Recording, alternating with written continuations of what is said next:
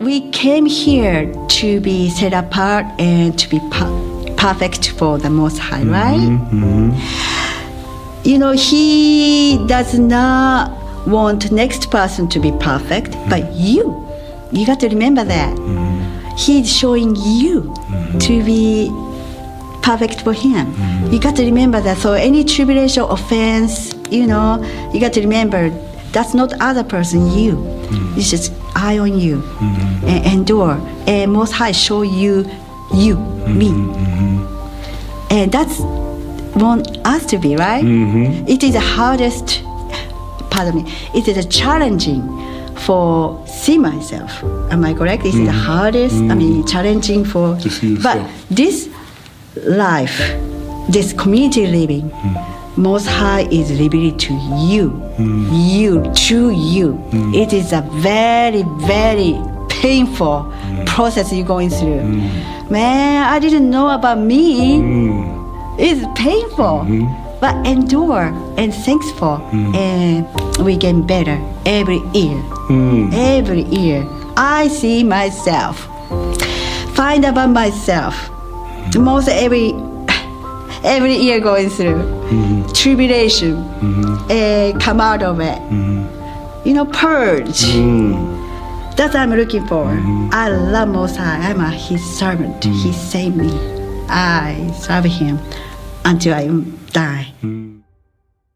Everybody's inquiring, how did Straitway come about? How did we get to this point? And they can tell and sense that it's like something is catching fire. It's growing because they can see the happiness, they can see the joy, they see the peace that is being obtained. They can see we're very serious about this walk.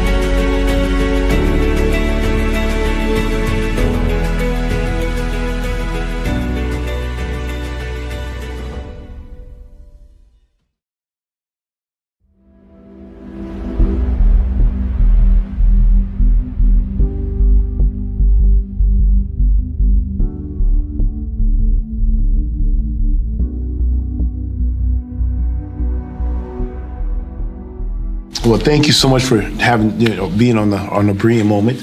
I want to ask you, what was life like before? If you can just give us an overview or like a flyby of what was life like before you had your Berean Moment coming into this. And you starting from your child. Yeah, you can start from just kind of give me your child. Growing up, I was always the oddball out, even in my family. I never really fit in.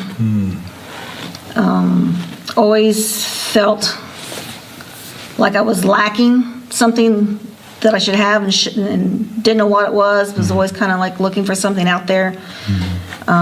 Just never knew what it was. That's one reason I always did a lot of different things and got into a lot of different things and learned a lot of different things because I was always searching for something, and I just could never find it until I found faith. So, where are you from? Where were you born?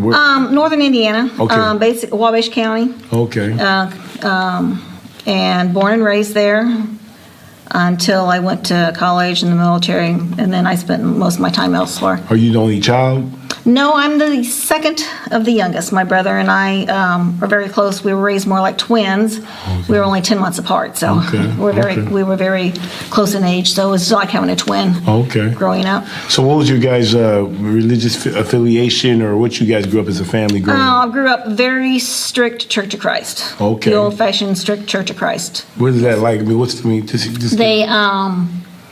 there's absolutely no spirit whatsoever. Okay. They were all very much pressed scriptures and the word, but it was all based around their personal doctrine and theology. Okay. They didn't allow any instruments.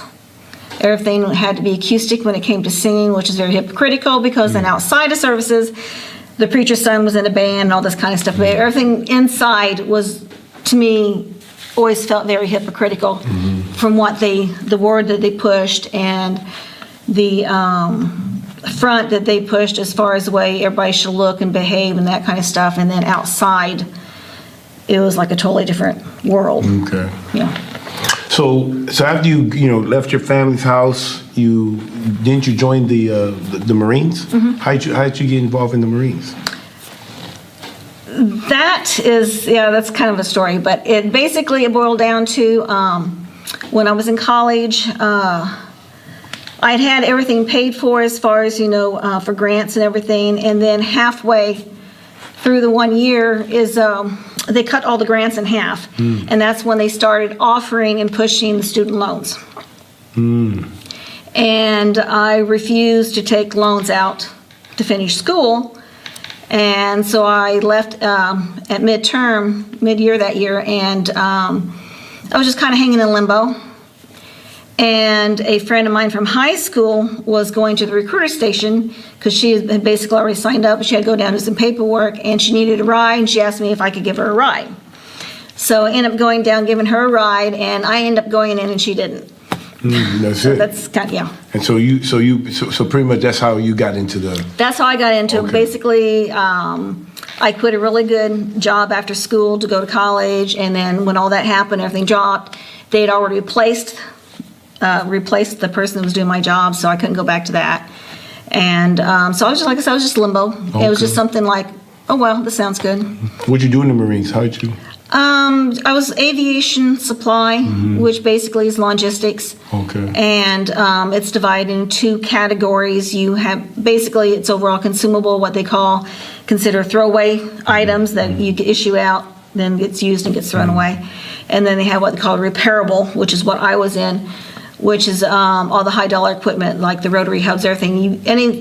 Used anything that was from a few $100s to $100,000 and up. And then they also had the classified, what they called the clamp items. And there was 3 of us in our whole unit that was had security clearance to keep track of those items. And you had to know anytime they came in for any particular item, you had to know exactly where every serial number was at any given time. And so it's basically just all logistics. So you served. You said you served about 8 years. 8 years you served. Did you have a family during that time, or Yes, was I it did. after? Oh, please, can you tell us a little bit about how long you were married for? Well, I wasn't married for very long. I had both my children fairly close together when I was married. At the time I got married, I guess you could say I didn't know my husband as well as I thought I did. And after we were married a couple of years, a lot of things started coming out. And I basically found out he was a Satanist, and he was doing actual rituals and everything. And during that time frame, I had started a clothing business. And I would go in together with some of the other businesses in town, and we would 2 or 3 times a year do fashion shows at the country club. And during one of these times when I was out during the evening, I came back the next morning, I came back at night, but the next morning I was talking to my children, and they were talking about everybody laying around in a circle with a puppy in the middle with his belly cut open and all this kind of stuff. And there was a lot of things that happened leading up to that point in time that you go into personal denial on. You see stuff, and you got this thing telling you back in mind, telling you what's really going on, but you don't want to admit that's what's happening. You try and find any kind of logical explanation you can possibly find to explain things away. And then there's just a point where you can't do that anymore. And that was that point. And I took my children and left. Yes. So when did you, I guess, have your Berean moment? Where from all of this stuff, when did you get to your Berean moment? Well, actually, I would say there was a buildup really throughout most of my life. Okay. From the time I was very young, I literally could see demons physically, just like you were sitting there right there. And when I was real young, I would say things, or a lot of times I'd get very frightened. and or like they were actually coming to attack me, and I would scream and stuff, and then my parents would come in, what the heck's going on? And no one believed me, and it got to the point where they took me to doctors to be checked out, thinking there was something wrong with me mentally. And basically the doctors would just say, no, she's just hallucinating, she'll outgrow it. So I basically learned to not say anything about the things I saw, the things that I felt, and things like that. And that continued on throughout my growing up at home. From, say probably at least mid to late grade school, I learned that if I read my Bible out loud, and actually I always reverted pretty much to the Psalms, 23rd Psalms, which actually is a very great deliverance scripture. I would read it out loud, and I found if I did that repetitiously, stuff would stop. And then as I got older, because I was at home a lot alone, that when everything would start up again, I would just walk around the house and I would quote it until everything stopped. And then when I got in the military, which I really truly believe, this is my personal opinion, of course, just as the Father, He knows us, He knew us before He created us, He already ordained us, He already set us out. I believe our enemy, Satan, the high Satan, also can recognize who he has put his mark on, who he has called, who he has chosen. And those are the people that he really, really goes after. Because I know, sure, when you talk to the saints, that you've heard so many things that are similar. It's the same type of things, the same type of persecutions, the things that go on. And I really believe that he knows that. And that's why he always goes after them. And I believe that's a lot with my growing up, and then my ex-husband, things that went on with him, and the demonic things that went on in our house all the time. Again, it was just the enemy, whether he used him because he was already his servant, whatever. It was just another way to try and get to me. But I know that throughout my life, he had attacked me repetitiously. It was almost a guarantee that either on my birthday, just a few days before, a few days after, there was always something seriously physically that happened. When I say literally, I'm talking like drowning, have to be resuscitated. Being in accidents where my spine's been broken 3 places, all the ligaments ripped, and all this kind of stuff. I've had those kind of things repetitiously throughout my whole life, right on or around my birthday. And so when I say literal attacks, I mean literal attacks. But at the same time, the thing that has always meant so much to me is when I look back of all things that have happened, I can tell,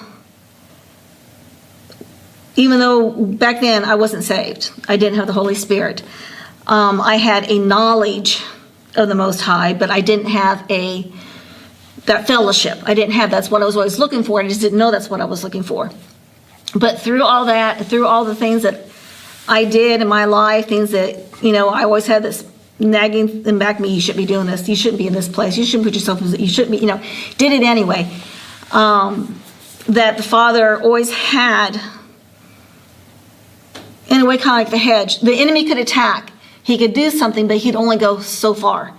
And then it's like he wasn't permitted to go past that point. And I just think that's the way it is with the Most High's people. And I think the enemy knows who we are, and that's why he attacks us so much. But you hear everybody talk about, this, but it's like, it could have been so much worse than what it was, but there's like a point it didn't go past. And I've got so many of those times in my life that I couldn't even count them anymore, where I know the Father had his hand on me, even though I wasn't walking his path yet, and I wasn't serving him yet, that he never allowed the enemy to go past a certain point in his attacks on me. And that is, I think, what really, you want to say was my Berean moment. Because I had, with my divorce and stuff with my husband in 85. Between 85 and 88, my life was just total blown out hell. But getting to that point, that's also the point I've pretty much, where you got so fed up, it's like you finally start listening to the Spirit and start letting Him lead you. And that was really where my moment was. So how did you find Straitway Truth Ministry? How did that come into play? Well, there was no Straitway Truth Ministry at that time. Didn't even exist. Yeah. Didn't even exist. Yeah. So what did you do during that time when you came into your Berean Moment? So what did you do? I had started studying the Word on my own. Okay.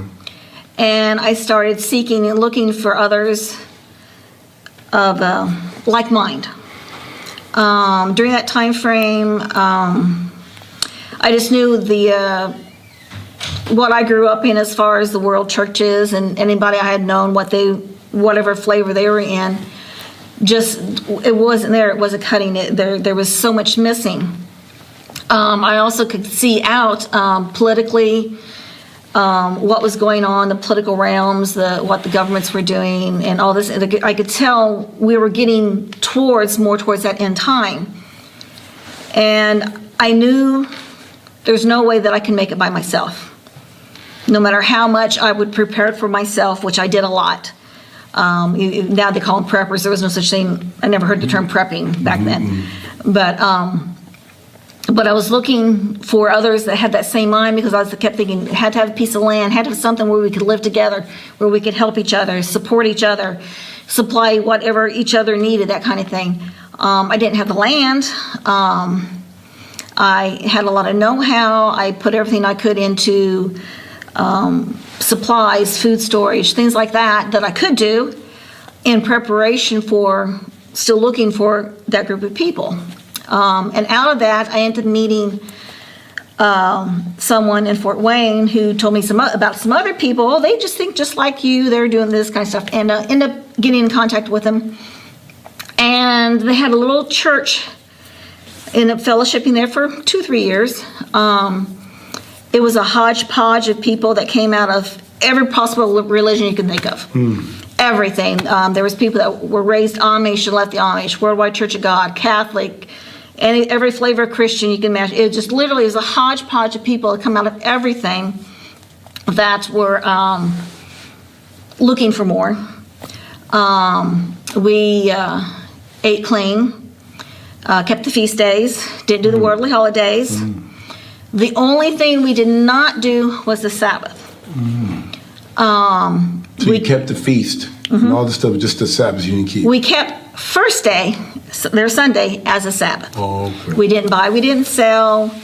We would all drive up. It was about an hour and a half from where I lived. And we'd go, we'd plan on spending the entire day. Everybody bringing a dish. We'd have a potluck dinner afterwards. We'd all sit around and fellowship, maybe watch some videos over some government or political things that were going on, discuss things. I mean, there was even people there that was Sacred Name. There was people that was White Patriot. I mean, when I say it's a hodgepodge of everything you can imagine, but yet they were able to fellowship together, which was really, really unusual. And but through them, I heard about a preacher down south that was on the shortwave radio, and I started listening to him, and that's where I came to the knowledge of the Sabbath. And like I said, continued to prepare, because I just knew somehow had to get a group of people together. And it was at a meeting that this other gentleman had. It was in Louisville. I don't know, it was 95, 96, probably more like 96, something like that.